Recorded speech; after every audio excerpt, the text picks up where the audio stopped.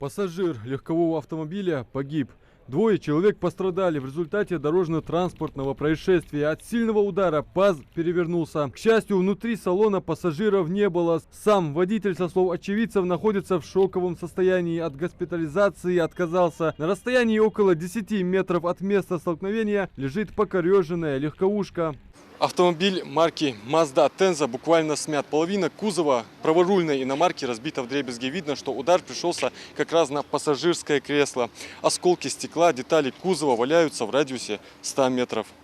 Момент столкновения запечатлела камера наружного наблюдения. Дорожно-транспортное происшествие у въезда на улицу Муталиева с круговым движением произошло около 13 часов 30 минут. Легковушка, скорость которой на момент аварии еще следует установить, вылетает на проезжую часть.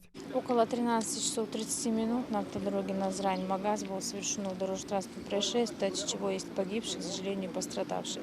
В результате выезда на полосу встречного движения водителем автомашины Mazda совершено столкновение с ПАЗом, который направлялся на автозаправочную станцию. В данный момент в автобусе пассажиров не находились, в результате чего был госпитализирован водитель Mazda и, к сожалению, погибший пассажир данного транспортного средства.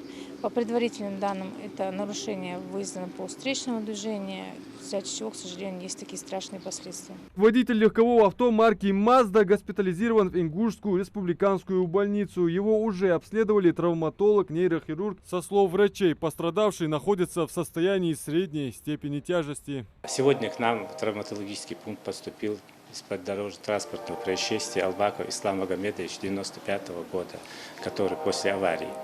Значит, у него диагноз сотрясение головного мозга, ушиб костей носа, он сознание, состояние ближе к средней степени тяжести. Все виды обследований он прошел, достаточно других его исследований, других этих патологий не найдено. Детали произошедшего сейчас выясняются. Территорию оцепили правоохранители на месте. ДТП работают следователи, сотрудники госавтоинспекции и прокуратуры. Адам Мережков, Асхаб Белакиев, Новости 24.